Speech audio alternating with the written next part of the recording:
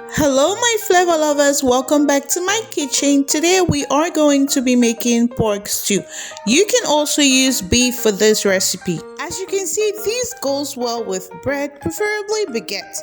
For this recipe, we are going to be using 5 large Roma tomatoes, 2 pounds of pork, 4 ounces of leeks, 4 ounces of celery, 1 medium gold onion, 4 cloves of garlic, 2 ounces of ginger, a tablespoon of Johnson, a tablespoon of salt, a teaspoon of black pepper, half a teaspoon of white pepper, half a teaspoon of beef seasoning, a bay leaf, 2 to 3 leaves of basil, pepper, that's optional, and a queen ingredient baguette. Put in some oil into your pot. Here I'm using half a cup of vegetable oil.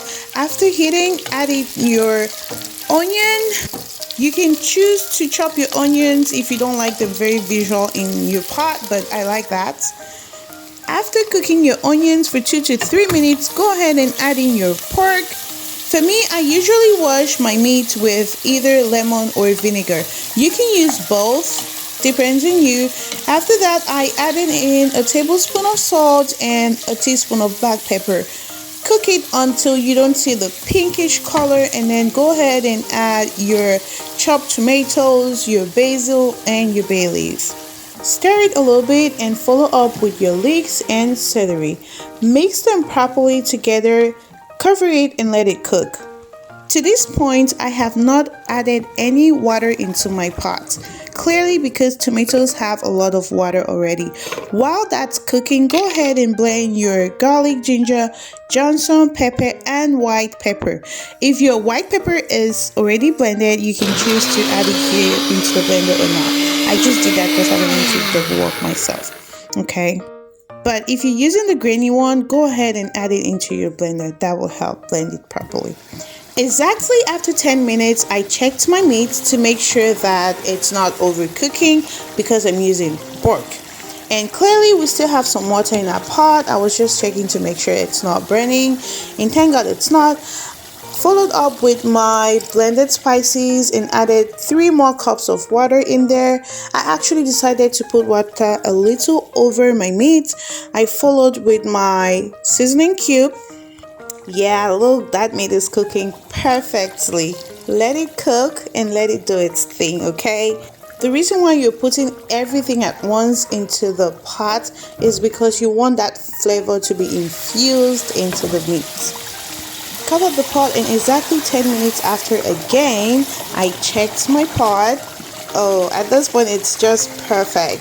Go ahead and add in some vegetable oil if you want to, that's optional, but usually I would add the vegetable oil because I want my meat to look good, and that's the final result.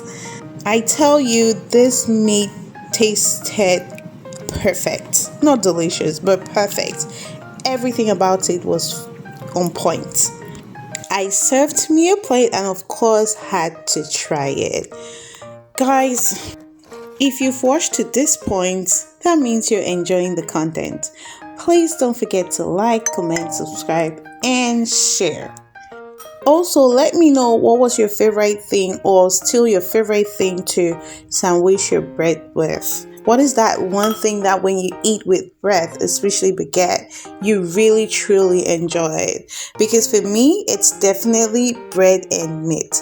Second by bread and beans. If you're a Cameroonian, you would definitely understand, especially if you grew up in the French region of Cameroon. Everything about this meat was perfect, from the tenderness of the meat to the flavorful taste of the sauce. Try this and let me know how yours came out. Thank you for watching and see you in my next video.